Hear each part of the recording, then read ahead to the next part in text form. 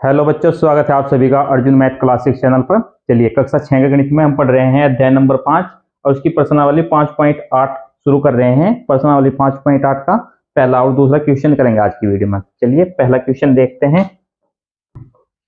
पहला क्वेश्चन है, जांच कीजिए कि इनमें में से कौन सी आकृतियां बहुभुज हैं। यदि इनमें से कोई बहुभुज नहीं है तो कारण बताइए। तो देखें, यहाँ पर ये 4 आकृति दी है, तो इनमें से हमें बताना है कौन सी बहुभुज है और कौन सी बहुभुज नहीं है। ठीक है, और इसका कारण भी बताना है इसलिए ये बहुभुज नहीं है। ठीक है, तो सबसे पहले हम बहुभुज समझेंगे। बहुभुज क्या होता है? बहुभुज रेखाखंडों से बनी हुई बंद आकृति बहुभुज होती है। ठीक है, जब हम रेखाखंडों से कोई आकृति बनाते हैं और वो आकृति पूरी तरीके से बंद हो, ठीक है, तो हम उसे बहुभुज कहते हैं। देखिए यहाँ पर बहुभुज के कुछ एग्जाम्पल बनाएंगे। जैसे यदि मैं एक रेखा लेता हूं यहाँ पर इस प्रकार से, ठीक है, तो ये बहुभुज नहीं बनेगा। यदि इसमें मैं 2 रेखाखंड इस प्रकार से लेता हूं, ठीक है, इनको आपस में इस प्रकार से जोड़ता हूं, तब भी ये बहुभुज नहीं बनेगा। ठीक है, जब मैं तीसरा रेखाखंड इस प्रकार से जोड़ता हूं ताकि ये आकृति बंद हो जाए, ठीक है, तब ये बहुभुज बनेगा। ठीक है, तो देखिए 3 भुजाओं से बंद आकृति है, इसको हम बहुभुज कह सकते हैं। तो यहाँ पर हमें समझ में आया कि कम से कम 3 भुजाएं होनी आवश्यक हैं। ठीक है, किसी भी बहुभुज को बनाने के लिए कम से कम 3 भुजाएं अवश्य होनी चाहिए। 3 से ज्यादा कितनी भी भुजाएं हो सकती हैं। देखिए यहाँ पर 3 से ज्यादा, यदि मैं 4 भुजाएं लूं इस प्रकार से, तो ये 4 भुजा वाला ये भी हमारा बहुभुज है। 5 भुजा भी ले सकते हैं इस प्रकार से, ये भी बहुभुज है। ठीक है, तो 6 भुजा भी ले सकते हैं।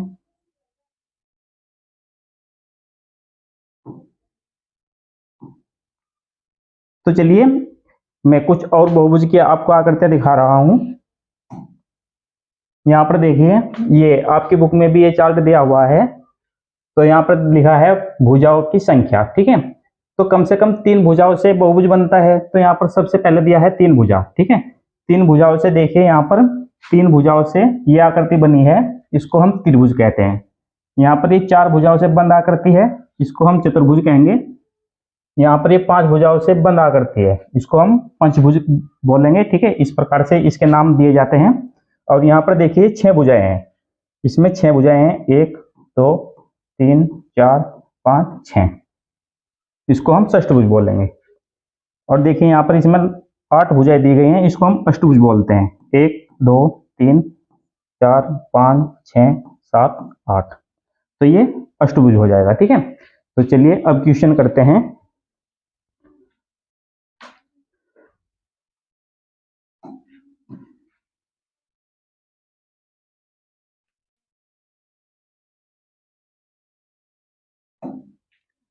यहाँ पर देखिए, ये जो पहली वाली आकृति दी है, रेखाखंडों से तो ये बनी है, लेकिन ये खुली आकृति है। देखिए यहाँ पर ये खुली है, बंद नहीं है। यहाँ पर भी देखिए इस प्रकार से खुली हुई है। ठीक है, इस प्रकार से ये यहाँ पर खुली हुई आकृति है, तो इसे बहुभुज नहीं कहेंगे। ठीक है, रेखाखंडों से बनी हुई बंद आकृति को हम बहुभुज कहते हैं। तो ये पहला वाला बहुभुज नहीं है। यहाँ पर देखिए, ये रेखाखंडों से बनी हुई आकृति है और ये पूरी तरीके से बंद है। ठीक है, चलिए इसके रेखाखंड गिनते हैं। यहाँ पर 1 2 3 4 5 6 7 8 9 10 11, एक ये छूटा है यहाँ पर 12। ठीक है, इसमें 12 रेखाखंड है। ठीक है, 12 रेखाखंडों से बनी हुई बंद आकृति है, ये बहुभुज है, इसको हम बहुभुज कहेंगे। ठीक है, यहाँ पर देखिए ये वर्त की आकृति है। ठीक है, इसको हम वक्र कह सकते हैं, इसको हम बहुभुज नहीं कहेंगे क्योंकि इसमें भुजाएं नहीं है। ठीक है, इसमें रेखाखंड नहीं है, इसलिए ये बहुभुज नहीं है। यहाँ पर देखिए इसमें 2 रेखाखंड है, एक रेखाखंड ये है और एक ये है, लेकिन इसमें नीचे रेखाखंड नहीं है, नीचे ये वक्र दिया है। ठीक है, तो ये भी बहुभुज नहीं है। तो चलिए यहाँ पर इस प्रकार से इसको लिखेंगे।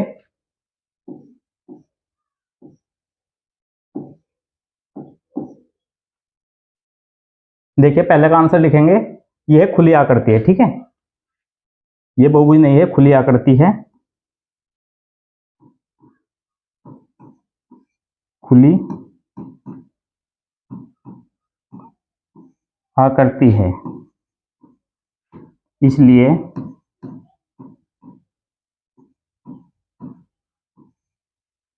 यह बहुभुज नहीं है।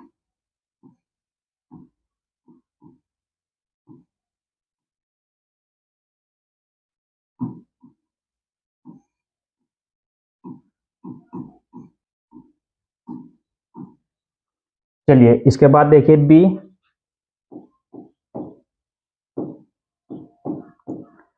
तो ये रेखाखंडों से बंद आकृति है, ठीक है, रेखाखंडों से बनी हुई बंद आकृति है, ये बहुभुज है, ठीक है। तो इसे लिखेंगे ये है रेखाखंडों से बनी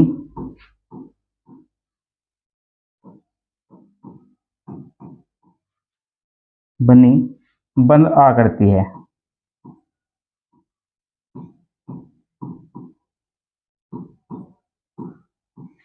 बंद आकृति है, यह बहुभुज है।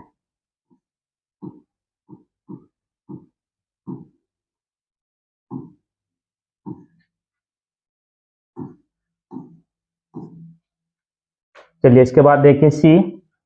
ये बहुभुज नहीं है क्योंकि इसमें रेखाखंड नहीं है। इसका आंसर लिखेंगे यह बहुभुज नहीं है।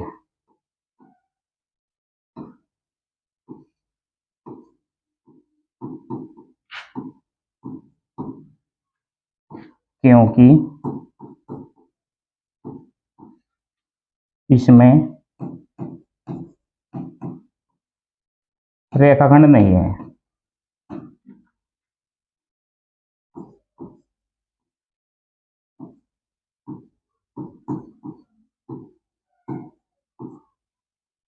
इसके बाद लास्ट है डी। देखिए इसमें दो रेखाखंड है और नीचे इसमें वक्र है, ठीक है, तो इसलिए ये वक्र है, ये भी बहुभुज नहीं है। तो इसको इस प्रकार से लिखेंगे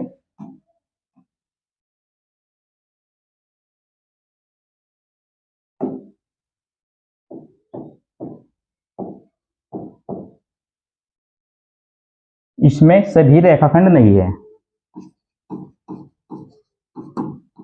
इसमें सभी रेखाखंड नहीं है।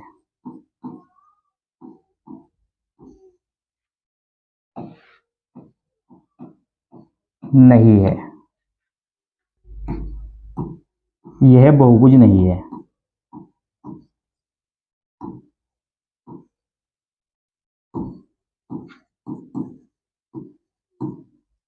तो देखिए यहाँ पर इसके इस प्रकार से आंसर देंगे। तो चलिए इसके बाद नेक्स्ट क्वेश्चन देखते हैं। Question number 2। क्वेश्चन नंबर 2 है प्रत्येक बहुभुज का नाम लिखिए। तो यहाँ पर देखिए बहुभुज दिए गए हैं, हमें इनकी पहचान करनी है, इनके नाम लिखने हैं, ठीक है। देखिए हमने पहले जो एक चार्ट देखा था उस पे इसके नाम दिए हुए थे, तो इसी प्रकार से इसके नाम लिखने हैं। यहाँ पर देखिए इसमें 4 भुजाएं हैं, ठीक है। जिस बहुभुज में 4 भुजाएं होती हैं उसको हम चतुर्भुज कहते हैं, ठीक है। तो यहाँ पर जो पहले वाली आकृति दी गई है इसमें 4 भुजाएं हैं, इसको हम चतुर्भुज कहेंगे। तो यहाँ पर लिखेंगे ए चतुर्भुज।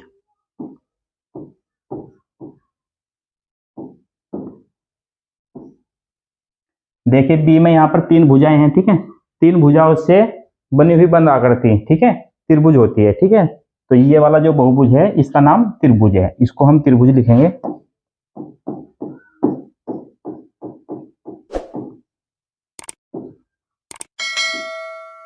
इसके बाद देखिए यहाँ पर ये 5 भुजाओं से बंद आकृति है, इसको हम पंचभुज लिखेंगे। सी हो जाएगा पंचभुज।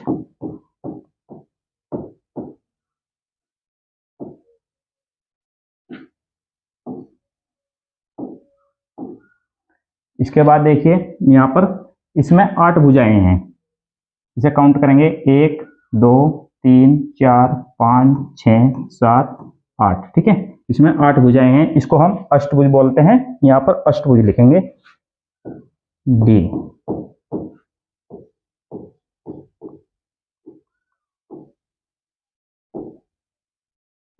अष्टभुज, ठीक है।